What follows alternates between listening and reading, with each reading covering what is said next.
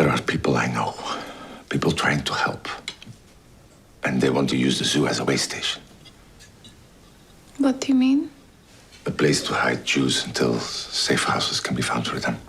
Well, there have been many powerful and gut-wrenching stories dealing with the Holocaust during World War II, but I have seen not as many that are as inspiring and, quite frankly, to me, previously unknown than the story behind the new movie, The Zookeeper's Wife. This is based on the diaries of Antonina Zabinski, who, with her husband Jan, ran the Warsaw Zoo. That is, until the war broke out and suddenly that zoo became a haven for over 300 Polish Jews during World War II, hiding them from the Nazis in cages and under hay and different places where animals now are a hiding place for these Polish Jews.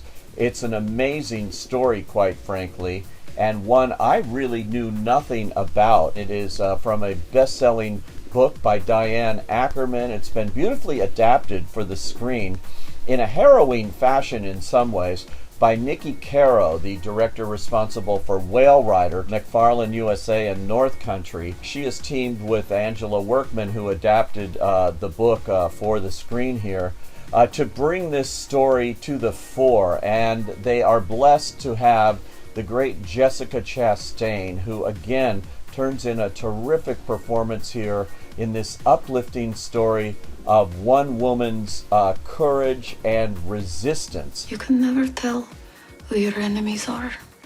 Maybe that's why I love animals so much. You look in their eyes,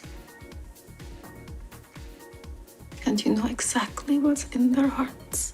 This all happened. It's 100% true story. Additionally, Daniel Brühl plays a zoologist sent there by the Nazis, and he offers to send the prized animals back to Germany, where they'll be used in a breeding program, sort of to create a superior form of animal, just as their thinking was going on with human beings too during the war. This gets complicated when he takes an interest in Antonina, and they start this odd affair, certainly because she is trying to keep him occupied otherwise.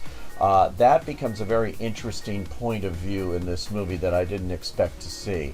But really the powerful scenes involve the sheltering of these Jews there, as well as the zoo animals. Now, I have to warn you, the first 30 minutes of this film are hard to watch if you are an animal lover. Believe me, I mean, it does not stint on the realism of what happened there with the German bombing of that area and the zoo, and what happens to many of the animals here. I had to look away from the screen a couple of times, so fair warning on that. But this film is so worthwhile and so worth seeing, so inspiring, powerful, riveting, emotionally devastating.